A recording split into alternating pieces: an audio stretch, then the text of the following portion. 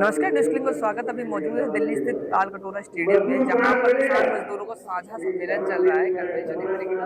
इस तरह कन्वेंशन 2023 के बाद पहली दोबारा हो रहा है, जिसमें किसान मजदूर संयुक्त रूप से एकजुट हुए हैं और वो इस कन्वेंशन के माध्यम से दोनों किसानों और मजदूरों का साझा आंदोलन को आगे कैसे बढ़ाना है, इसको लेकर चर्चा कर रहे हैं।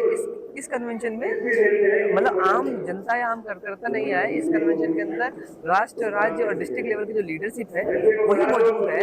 एक तरीके से इस कन्वेंशन के माध्यम से और आज इस कन्वेंशन के माध्यम से किसानों मजदूरों साझे डिमांड, चाहे लेबर कोड का सवाल हो, चाहे एमएसपी का सवाल हो, चाहे फ्री ट्रेड डील का सवाल हो, इन सवालों को लेकर चर्चा की जा रही है। इसे मौजूद नेताओं से हमने बात करी है, इसका क्या मैसेज है सरकारों के लिए और इस कन्वेंशन के आगे का रास्ता क्या देखते हैं और कन्वेंशन के आगे दोनों संगठन, दोनों वर्गों का जो संघर्ष है वो किस तरीके से आगे बढ़ेगा। ये जो कन्वेंशन है आज, national convention of farmers and workers, ये जो मजदूर और किसान का जो दोनों बड़े संयुक्त मंच है, जो ट्रेड यूनियन का, जो 10 सेंट्रल ट्रेड यूनियन का मंच और संयुक्त किसान मोर्चा, इन्होंने संयोजित रूप से इस कन्वेंशन को आयोजित किया है।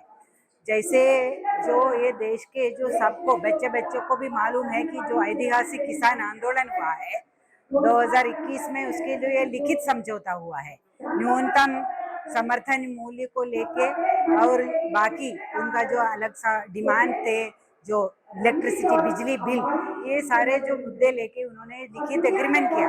लेकिन 5 साल के बाद में भी उसी में से एक भी चीज लागू नहीं किया है, सिवाय वो 3 कृषि कानून वापस लिया है।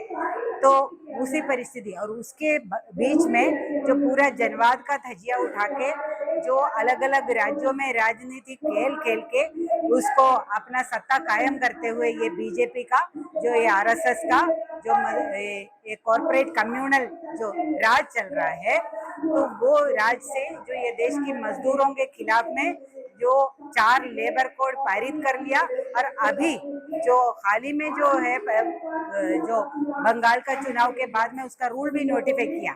इसका मतलब है किसानों को कोई मांग नहीं माना, ना न्यूनतम समर्थन मूल्य है या लोन वेवर है या कुछ भी है, और ऊपर में जो मजदूर है लाचार है, पक्का नौकरी खत्म कर, तो वैसे ही नहीं था, तो वो पूरा कानूनन खत्म करने के लिए और जो काम के जगह में सुरक्षा को खत्म करने के लिए और उसके साथ में जो है जो यूनियन बनाने का जो अधिकार है उसको खत्म करने के लिए, और आज ये न्यूनतम वेतन जो है वो आगे नामुमकिन होगा, इस तरीके से वो कानून भी पास किया है। किसान और मजदूर इस देश की बहुत बड़ी ताकत है। मजदूरों के भी बहुत सारे संगठनों में जो आदमी है वो गांव से आने वाले आदमी है, और हम लोग जो देख रहे हैं कि ये जो रजीम है, आरएसएस बीजेपी रजीम है, ये प्रो कॉर्पोरेट पॉलिसी को जिस हिसाब से, जिस रफ्तार से आगे बढ़ा रहा है, तो उसके खिलाफ ये एक बहुत बड़ा चल्क है जो इसके खिलाफ एक मूवमेंट बना सकता है। हमने देखा है पिछले समय में कि खेती के ऊपर भी कॉर्पोरेट अटैक है और मजदूर वर्किंग क्लास के ऊपर भी कॉर्पोरेट अटैक है, 4 लेबर कोड्स का और उस ढंग से। और हमने पिछले समय में ऑब्जर्व भी किया है कि दिल्ली नेशनल कैपिटल रीजन के आसपास और जगहों पे वेज के सवाल के ऊपर मजदूरों का आंदोलन सामने आना शुरू हुआ, और ये एक बहुत ही वेलकम साइन है। किसान आंदोलन 3 फार्म्स लॉ को रिपील कराकर एक दौर की जो अपवर्ड ट्रेंड था वो जिसको बोलते हैं कि वो उससे गुजर चुका है। मैं सर मेरी यही बेनती है, सीटू वन्नगो असी यूनियन सीटू वन्नगो सर सानू 67 रुपये पंजाब सरकार दिंदी है, 33 रुपये सेंटर सरकार दिंदी है। साडा कोई भी इन्हां दा डीसी रेट असी चाहुंदे आ, साडा डीसी रेट कीते जाण, सानू वध तो वध तनख्वाह कीती जावे। साडीआं भैणां तो बहुत ज्यादा काम लिया जांदा, असी बहुत परेशान आ। सरकारां साडी कोई भी गल नहीं सुन रहीआं। जे साडी इलेक्शन तो पहला ना कोई गल सुनी, असी संघर्ष तेज करांगे। साडे संघर्ष चल भी रहे पंजाब दे विच। अज असी दिल्ली कन्वेंशन दे विच इसे करके आए सी भी साडा दिल्ली सरकार नूं भी पता लगे, सेंटर सरकार नूं भी असी की कर रहे हैं।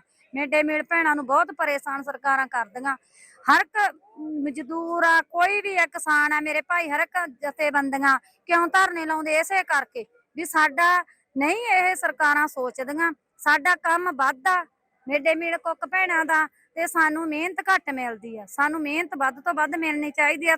ਸਾਡੀ ਇਹੀ ਸਰਕਾਰ ਮੂਹਰੇ, ਸੈਂਟਰ ਸਰਕਾਰ, ਪੰਜਾਬ ਸਰਕਾਰ ਦੇ ਮੂਹਰੇ ਬੇਨਤੀ ਆ ਵੀ ਸਾਡੀਆਂ ਤਨਖਾਹਾਂ 'ਚ ਵਾਧਾ ਕੀਤਾ ਜਾਵੇ ਤੇ ਡੀਸੀ ਸਾਨੂੰ रेट मिलने चाहिए जी। हमारे राजस्थान से सटा हुआ क्षेत्र है शिवानी, अक्सर कभी सूखे की मार होती है, कभी सर्दी भी ज़्यादा पड़ती है, माइनस टेम्परेचर चला जाता है।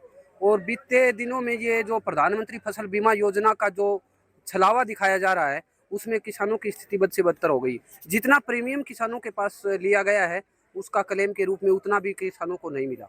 और किसानों के आज हालात ये है, 2013 से पहले जिस किसान के 80,000 रुपये कर्जा था आज वो 5-7 लाख रुपए पर चला गया है। किसान की ज़मीन सारी गिरवी है, घर गिरवी है। और अब ये सरकार ट्रेड डील कर रही है अमेरिका के साथ, जो किसानों का डेथ वारंट साबित होगा। अमेरिका के किसानों और जो बड़े बड़े देश के किसान हैं उनको 90 लाख 1 करोड़ रुपए सब्सिडी मिलती है। अगर उनकी सरसों, उनका गेहूं, यहाँ अगर सरसों की बात करूं मैं, हमारे क्षेत्र में सरसों होती है, अगर वो 4,000 भी मार्केट में सरसों बेच देंगे तो वो किसान तो फिर भी अपने आप को बचा लेंगे, लेकिन हमारा किसान कहाँ जाएगा। और जो ये लेकर के आ रहे हैं सीड बिल किसानों के लिए डेथ वारंट होगा। बिजली अधिनियम बिल, हमारे जो सब्सिडी मिलती है उस सब्सिडी के ऊपर डाका डालने का षड्यंत्र है। हरियाणा के अंदर तमाम ऐसी नीतियां चल रही हैं जो किसान विरोधी है और लोगों में बड़ा आक्रोश है। किसान और मजदूर आज संयुक्त रूप से तालकटोरा स्टेडियम आए हैं और ये निश्चित रूप से पीछे आपने देखा होगा स्टूडेंटों का आंदोलन, पीछे 13 महीने किसानों का आंदोलन चला, उसमें भी किसान जीते और नई ऊर्जा मिली है इस छात्र आंदोलन से। लोगों को उत्साह हुआ है कि इस हठधर्मी सरकार को झुकाया जा सकता है।